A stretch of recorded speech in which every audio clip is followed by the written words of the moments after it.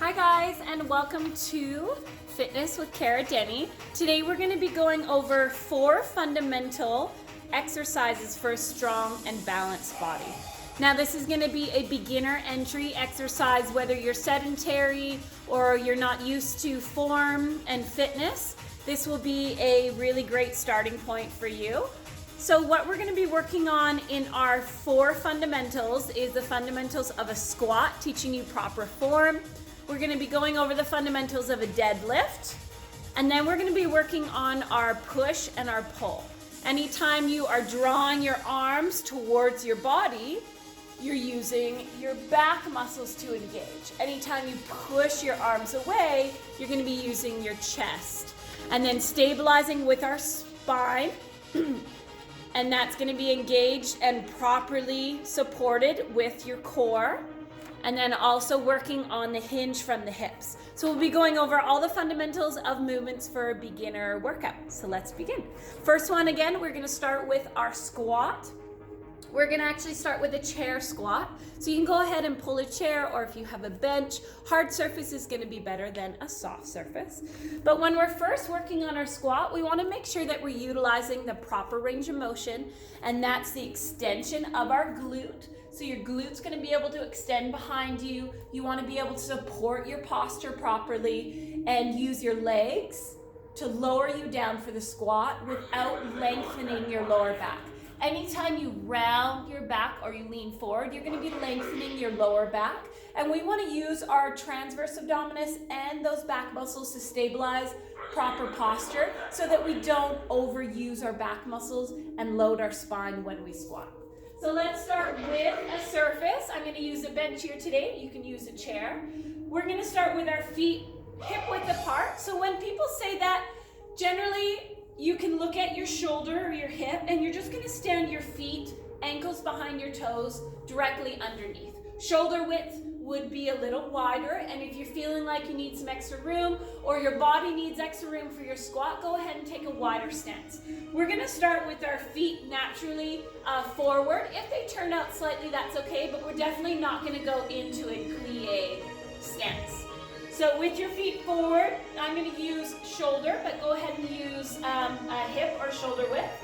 We're gonna extend the glute back. Now the first motion, like you're sitting down in a chair, is going to be your glute extending back so we can utilize the length and strength of that impressive large muscle, which helps with that hip hinge. Secondly, we need to make sure our core supports our upper body.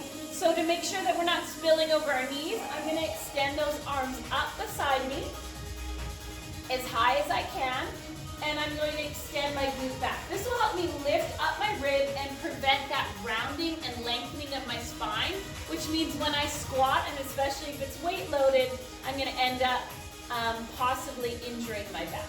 So arms are up, I'm extending my glutes out, I'm feeling my quads engaged, I'm spreading my feet and the weight in my feet evenly, and then I'm extending back till my butt touches the bench. When I come up, I want to lead with my chest. I don't want to ever spill over my knees. So while those arms are up, I'm making care to drive my legs down, and just before I extend, I'm going to squeeze my glutes and lift my ribs to find that nice postural strong stance. Pushing down into the feet, I'm going to extend my glute back as if I was touching behind me on the wall. Feel the seat, and then raise up with my chest forward. Extend my arms overhead and push my hips forward. Extend my hips out, but keeping my posture upright.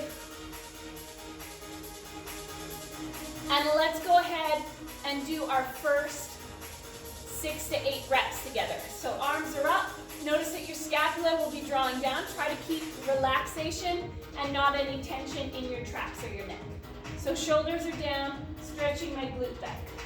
1, squeezing my hip forward, pressing my feet down into the ground, not spilling over my knees, but letting my core support my posture. 3, 4, nice guys, 5. Now if you haven't trained this motion, it's very common for a couple things to happen. 6, let's do 2 more reps here. 7, notice how my knees are staying stable over top of my ankles. As I'm not using my calves to do a squat. So I want you to stay on your feet. If you're squatting like this, where your heels are coming off the ground, you need to make sure that you isolate the muscles at play here. So once you get that chair squat, and only do you feel comfortable with it, we can graduate to an air squat. You're supporting your own body weight here, and you're not relaxing at any point on the seat. It becomes a little bit more difficult. So again, you can set yourself up side profile with a mirror to watch your form. You don't want to spill over your knees. You're going to extend your hips back and support your posture. So arms are up, glutes are down. Now here, comfortably, people find it's a little bit better to take that shoulder width stance. So go ahead and take a little bit of a wider stance, and now naturally let your toes form outward, but not so wide that your knees start to open. Your knees are still directing forward. We're gonna come down into about a 90 degree, and then as we come up, lift the rib and engage the glute. Make sure to guide with your upper body so that it doesn't spill forward as you lead with the power of your hips. All right, arms are up. We're going down and guiding through, utilizing that nice strong glute. Now you can add in another level of difficulty here. Notice how my body weight is staying nice and center. And again, my heels are staying planted on the ground. This will take some time to develop, so don't despair if you haven't gotten off the chair yet. Just keep working this and progress as your body naturally works into more advanced positions. If we want to do a goblet squat, normally we hold a weight in the center, but we'll start with just our body weight. That's going to be adequate. We're going to drop our body weight down, and we're going to hold. Now watching that side form, again, my body weight is back, my knees are back, and my chest is lifted. So I'm not here in my squat, but I'm lifting up. And then squeezing and tilting your pelvis, lifting the ribs at the top. So goblet squat, coming down 90 degrees. We can hold isometrically here, train all those muscles to build endurance and strength, and work our posture as we work that squat. Great job on the squat, guys. Let's progress into a deadlift, another fundamental exercise. A lot of squats and deadlifts have varieties, and exercises are built on the foundation. So learning these foundations will be really important as you progress and get more in depth with other fitness routines. So here, although we are only using our body weight, we're going to use a towel. I've just got my blue belt from jiu-jitsu. You can use whatever you like, a regular belt, a towel, but you want something that creates resistance that you can pull, and this will help guide our posture. Supporting your spine as you do deadlifts and squats is often the most underlooked aspect, and as we translate the transverse abdominis, which is going to hug your core into your spine, we can support proper posture. But if that muscle isn't engaged and we're not lifting through the middle thoracic part of our spine, we're going to end up with improper posture and possible low back injury. All right, guys, so for our deadlift, with the towel pull, always make sure that your thumbs are up and your elbows are down. When that happens, your shoulders can lock into place. If my thumbs are down and my elbows are up, notice how my shoulder naturally rolls forward, and then it creates that kyphosis or rounding in my shoulders. So thumbs up and shoulders down. We're going to learn to stabilize the spine.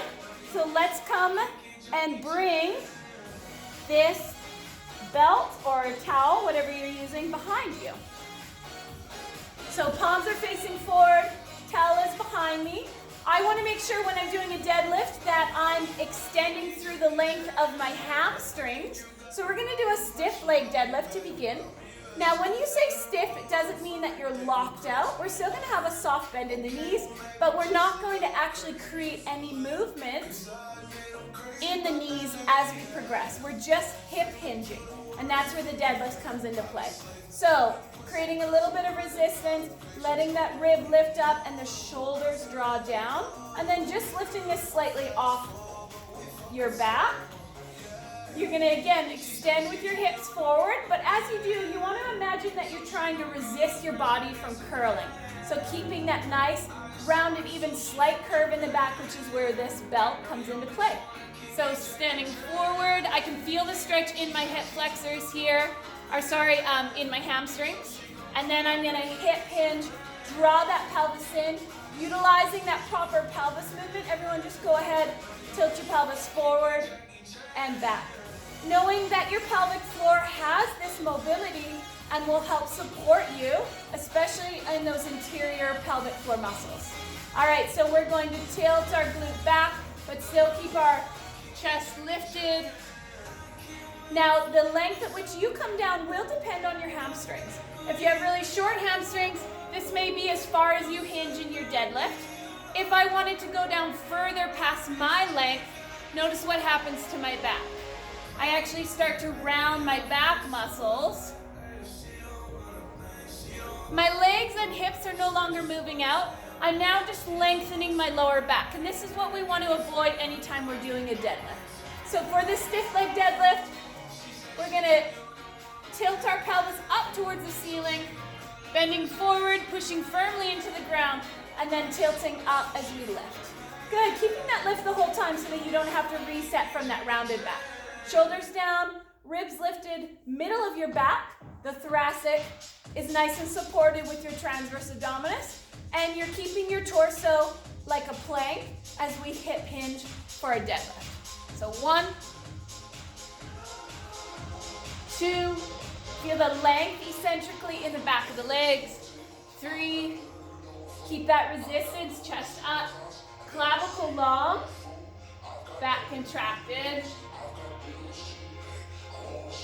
5, 6,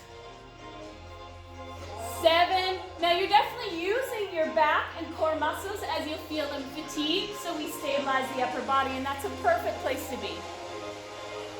You just don't want to feel any burning in your very low back, since we're not actually lengthening and shortening. We're keeping our body supported, shoulders down, and hinging from the hips. Awesome, guys. Deadlifts. Deadlifts are so great.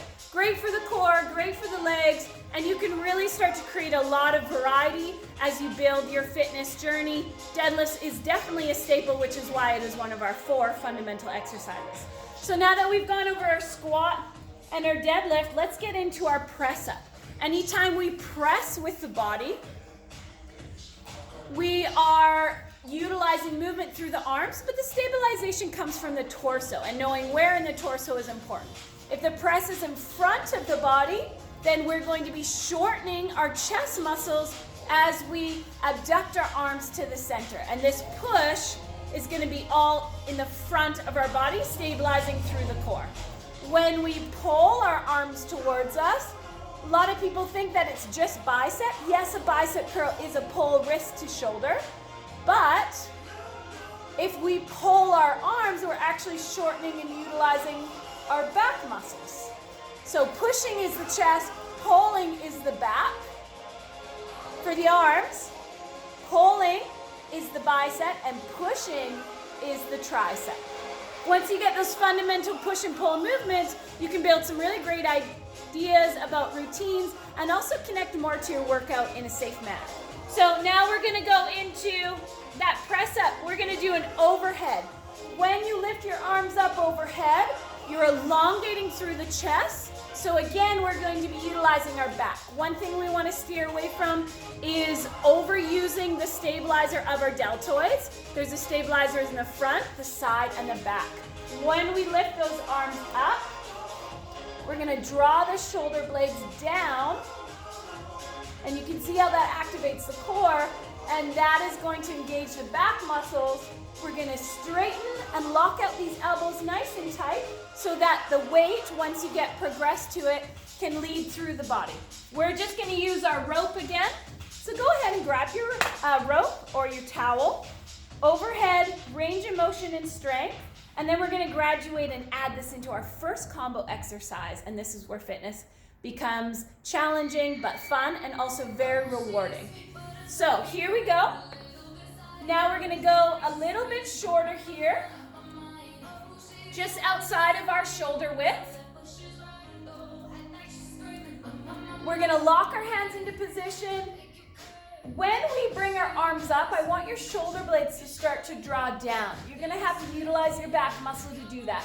Make sure that you're not rounding, but you're tilting that pelvis in, and your back isn't rounding, but you're lifting it up. So proper posture.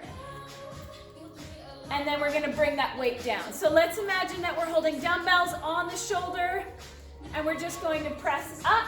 Now we're not gonna press forward because that will stress out the shoulder stabilizers. We're gonna go into the larger muscles of the back. So coming straight up, locking out the elbows, and then trying to get those arms in line with your ears. Feel your shoulder blades roll down, but lift your ribs up. Good, and then this is a press up. Here we go.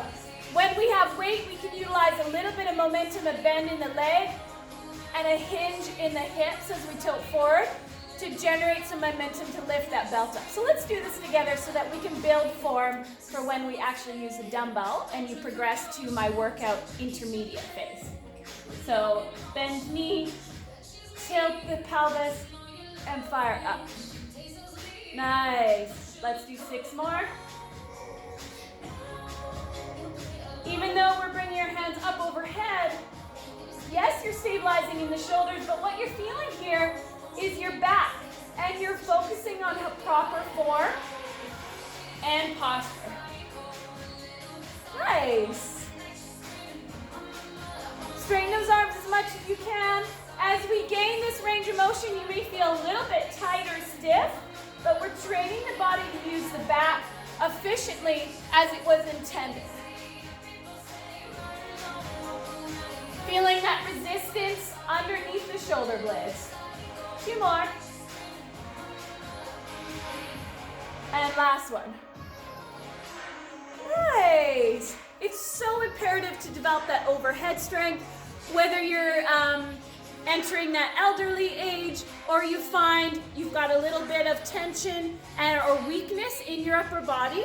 Being able to use the larger muscles of your back instead of overstraining or injuring your shoulder, that form is going to be so important as you progress into anything overhead, even just your functional day-to-day strength. All right, guys, now let's do our first combo. We're going to add in a squat and go to a press up. Resistance, I'm always pulling this a little bit so I can engage and find that resistance in my muscles. We're going to come into our goblet squat. So here we're going to extend the glutes out. We're going to come down to that 90 degree, making sure that I'm not spilling over top of my knees. And as I come up, I'm tilting my pelvis and arms extend. So let's do a squat to press up all together. 1, 2. Make sure those elbows get nice and locked out. Draw those shoulder blades down your back. You can train your back to do this. Keep working on it.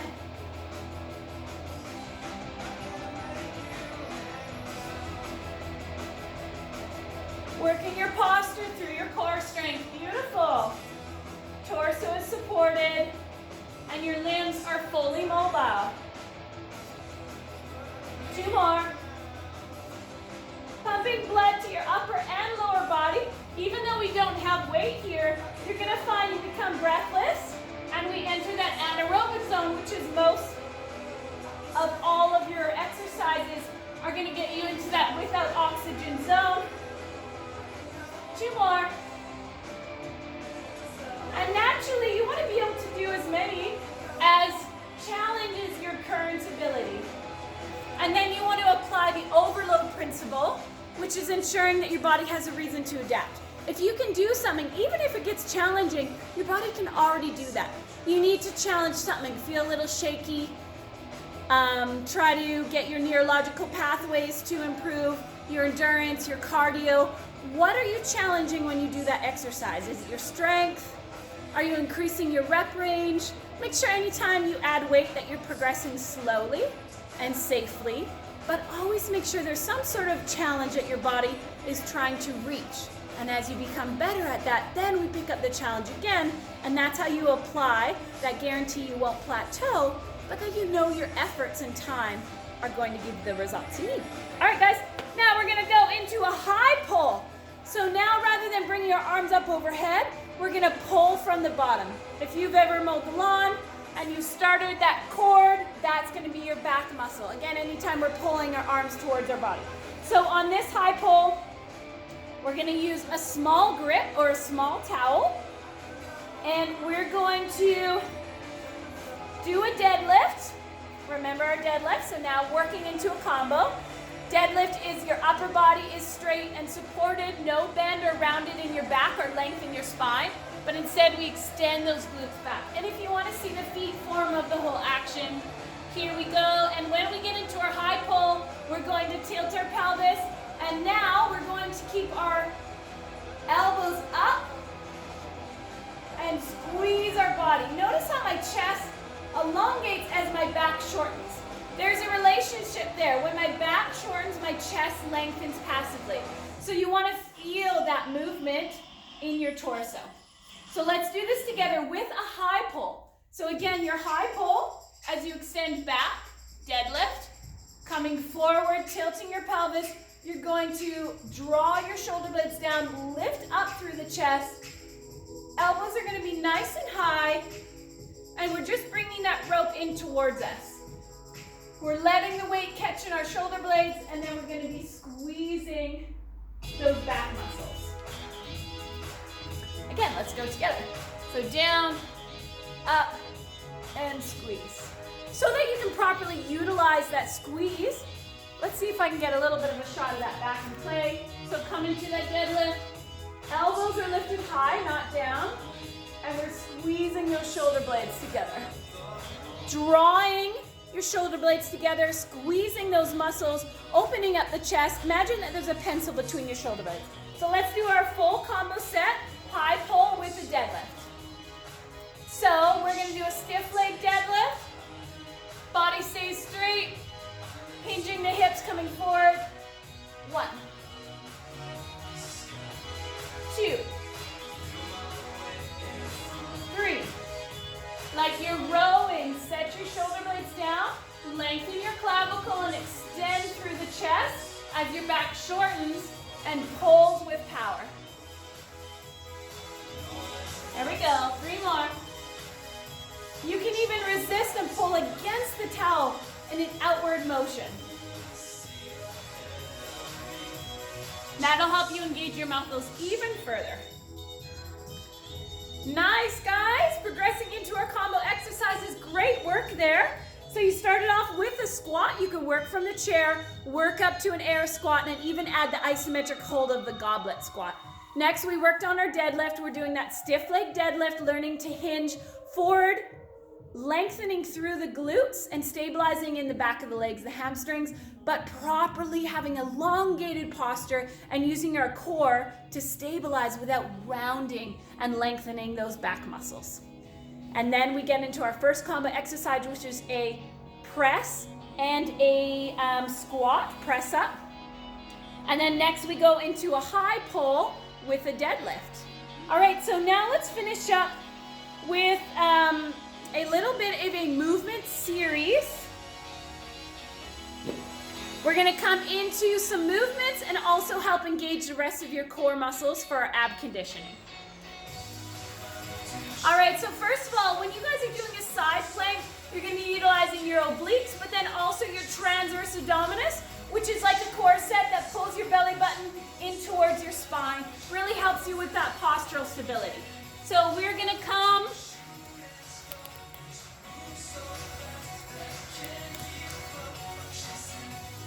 into our side plank. So when you start with a plank, it can be really challenging. So rather than extending our weight further out, we're gonna go ahead and bend our legs. So this bottom leg is gonna become a kickstand, and we're keeping the weight closer to the pivot point, so it's a little bit easier as we begin on learning how to do a plank. I know there's a lot of weight on your elbow and you're having to support through your lat, but you want to try to create a bridge or a rainbow effect here. We're going to lift our hips up off the ground. This leg is just extended long on the floor. Hips are stacked And then for balance, we can challenge by having that arm up. Otherwise, you can just place your hand on your hip. Now, isometrically, as we train the endurance of this core muscle, we're just gonna hold and work on that side plank. If you wanna build some strength in that side body, we're gonna add in a dip. So we're gonna let our hip dip down and then engage as we bring that bridge and rainbow underneath the hip. 2, 3 more for 5 total. 3, feel the strength in that side body, stabilization in that core, excellent work. 1 more. Nice. Now we're working muscles on one side, so let's switch to the other. Elbows planted, we've got this leg bent for a kickstand, and this one's gonna extend out. Hand on our hip or challenge your balance with hand upright. We're gonna lift, make sure that your hip doesn't extend forward, but that it stays stacked right over top. So let's hold here, starting your holds that work for you and challenge your current ability. Perhaps start with 10 seconds, even 5. Wherever you start today is your starting point only, and where you progress is gonna be gradually through the next time you do your workouts and your body adapts and gets a little stronger. So there's about 15 seconds. Hand on the hip, and let's do our dips. 1, trying to bridge a little bit higher each time. 2, 3, 4, and 5. Nice. Not only are you utilizing your oblique and your core, but you're also using stabilizers in the back of your shoulder and your lats, which you may feel. And those are all great exercises for that core strength of a side plank. Now let's come into a center plank. I'm gonna start from the ground. I don't wanna load my weight down. I wanna make sure that I engage and lift it up. So my elbows are gonna come underneath me. I'm gonna make sure that my elbows are underneath my shoulder, almost even underneath my rib, so that I'm stacking my weight firmly on top. I'm gonna curl my toes underneath. I'm just gonna lift up to my knees. And notice how I did that by tilting my pelvis upward and elongating my back. Rounding a little bit of my shoulders here. And this is a great plank from the knees. If you want to add a little bit of challenge, you're going to increase your weight and you can lift up your toes. You can even do some pulses as you progress from knees to toes in that plank. Nice, guys. Lots of exercises will include these plank formalities. Now let's go into your first sit-up. If you're unable to do a sit-up, no problem. Let's use a leg climber so that we can train our rectus abdominis. So here we are down on the ground. I'm gonna lift my leg up. I'm gonna use my hand behind my leg, use a little bit of this push, and I'm actually gonna climb my leg and stretch to my toe. Now when I decline, I'm gonna roll my spine slowly. Reach up. 2. You may need to do a little bit of this when you first begin. We're just trying to awaken those muscles and learn to engage them. As you progress on your climb, maybe you're just using one hand, and then eventually you can come up without grabbing. We're going to do the same on both sides. Excellent job, guys. So there's your fundamentals. Chair squat, deadlift, and then we come into our combination of a press up with a squat and a deadlift with an upright row. Then we look at our ab conditioning for our side plank with a kickstand and those hip dips. We come into a plank with extending to the toes and back down, and then also learning how to do our first sit-up, which is our leg climber. All of these are great fundamental exercises, so keep working on these, graduating for 4 to 6 weeks on this routine, progressing some of those isometric holds, increasing your reps. If you're feeling safe, wait for my intermediate video and we can bring in some weights. Otherwise, if you know someone with proper form that can educate you, feel free to add some weights to your squats or your deadlifts. Excellent job today, guys. This is Cara Denny from Nanaimo, BC, signing out from inside my gym here at CJ Martial Arts. Hope you guys have a great rest of your day. Stay healthy and stay happy.